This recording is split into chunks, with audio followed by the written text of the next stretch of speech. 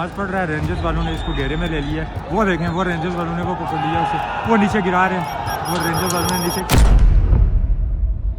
26 नवंबर 2024 जना एवेन्यू मैदान जंग बन गया। चीखें, भागते कदम, आंसू गैस की जलन और सीधी फायरिंग की गूंज। ये ताकत का वो बेरहम मुजाहरा था जिसने पूरे मुल्क के दिल में खौफ, गम और सवालात छोड़ दिए।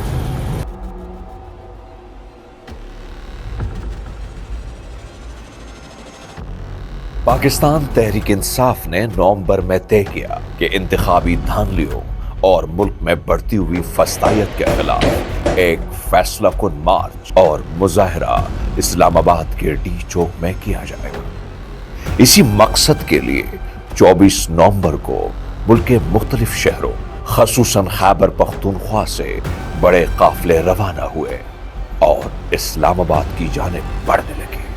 हजारों कारकुनान रियासत की जानिब से लगाई गई रुकावटों, जगह जगह पुलिस की जानिब से की गई शैलिंग, रियासती बर्बरियत के बावजूद 26 नवंबर की सुबह दारुल हुकूमत पहुंच चुके थे, पुरअज़म, पुरजोश और अपने हक की जदोजहद के लिए तैयार।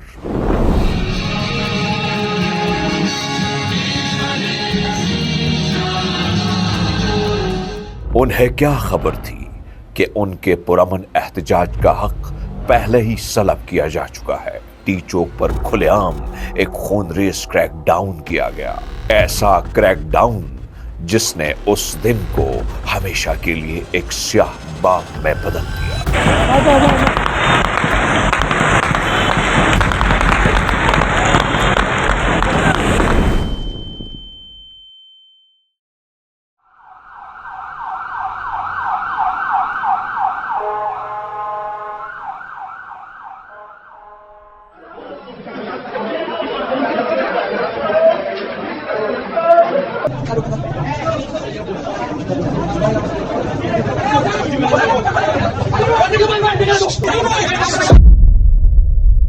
मेरे सामने ही जियो न्यूज़ का जो ऑफिस है डी चौक पे, वहाँ पर पाकिस्तान तहरीक इंसाफ का रहनुमा शेर अफजल मरवत मुझे दिखा। मैं उनकी साथ लेने की वहाँ पे कोशिश कर रहा था।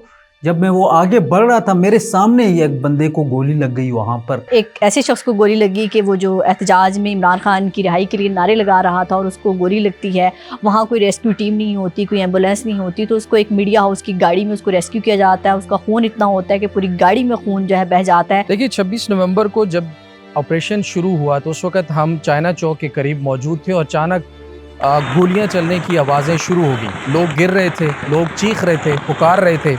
हम भी उस वक्त अपनी जान बचाकर बमुश्किल अपने ऑफिस पहुंचे। शैलिंग के साथ कुछ गोलियां चलने की आवाज़ भी आई और हमने वहां पे एक आधे घंटे के अंदर अंदर 2 ऐसे कारकुनान को देखा जिनको बुलेट लगा था और कारकुनान उनको कंधों पे उठा के और एक को मोटरसाइकिल पे बिठा के वहां से लेकर गए। दिन के तकरीबन 2 से 3 बजे के दरमियान मैं पाकिस्तान तहरीक इंसाफ का एहतजाज कवर करने डी चौक पहुँचता हूँ और उससे 1 घंटा कबल ही ये लोग काफिले के हमरा डी चौक पहुँचते हैं।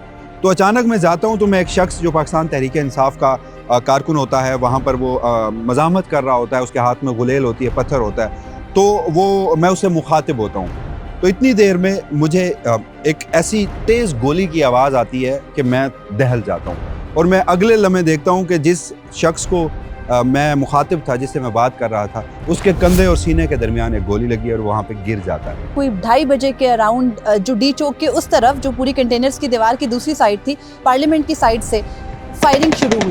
पहले लगा कि शायद ये जो रबर बुलेट्स हैं वो फायर हो रहे हैं, मगर देखते ही देखते वो फायरिंग की आवाज़ ज़्यादा होती गई और वो रेंजर्स के एहलकार थे, रेंजर्स की वर्दियों में, जो कि फायर करते नजर आ रहे थे। दिन में यहाँ पे फायरिंग शुरू हो गई थी और उसमें मुतअद्दिद लोग जख्मी भी हुए और उनकी डेथ भी हुई। जो करीब सामने पॉलीक्लिनिक अस्पताल है, वहाँ पे उनको शिफ्ट किया गया। जो वो 37 लड़का था, वो सामने ये पॉलीक्लिनिक अस्पताल है, वहाँ पे वो उसकी डेड बॉडी मैंने खुद देखी। ये जो 2 बजे से लेके और 5 बजे के दरमियान जो 2.5-3 घंटे थे, इस दौरान इतनी शदीद फायरिंग और इतनी शदीद आंसू गैस की शेलिंग हुई है कि मैंने इस्लामाबाद की तारीख में नहीं देखी। और मुझे ऐसे लग रहा था कि मैं लिबनान में हूँ या फ़लस्तीन में हूँ या मैं अफ़गानिस्तान में घूम फिर रहा हूँ। इतनी फायरिंग थी। हर पाकिस्तानी की जुबान पर एक सवाल, सिर्फ एक सवाल, वो चीख चीख कर पूछ रहे थे कि गोली क्यों चलाई। जो लोगों को एक बड़ी खुशफहमी थी कि कभी भी रियासत अपने शहरियों के ऊपर गोली नहीं बरसाएगी, लेकिन मुजाहिरीन के ऊपर बराह रास्त गोलियां मारना और उस गोलियां मारने के नतीजे में लोगों का जख्मी होना और उन जख्मी होने के अलावा लोग जो है वो शहीद हुए, अस्पतालों का रिकॉर्ड ये बताता है कि गोली चली। सवाल ये है कि गोली क्यों चलाई गई। जहां पाकिस्तानी कौमी मीडिया की आंखों पर पट्टी बांध दी गई, वहीं आलमी मीडिया के कैमरे इस खूनरेजी के बेआवाज मगर ताकतवर गवाह बन गए।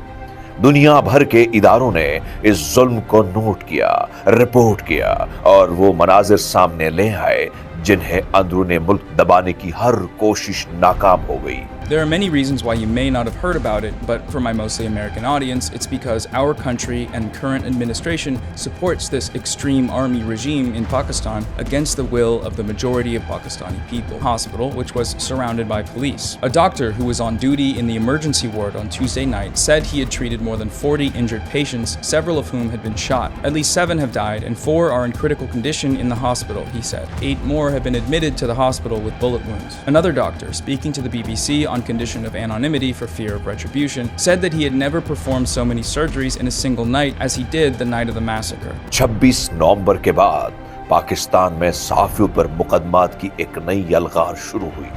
जो चंद आवाजें इस जुल्म के खिलाफ उठ रही थी, रियासत ने उन्हें खामोश करने का फैसला कर लिया।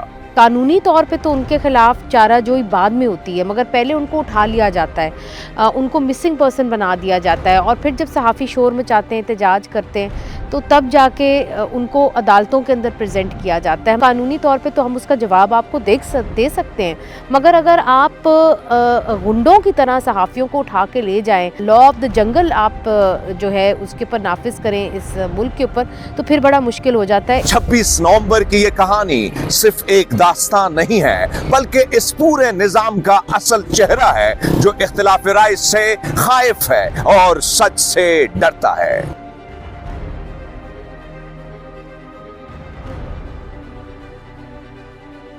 जिन सड़कों पर अवाम अपने हक के लिए निकले थे, वही सड़कें उनकी चीखों से भर गई। जिन आंखों ने तब्दीली का ख्वाब देखा था, उन्हीं आंखों के सामने गोली, आंसू गैस और तशद्दुद का खेल खेला गया।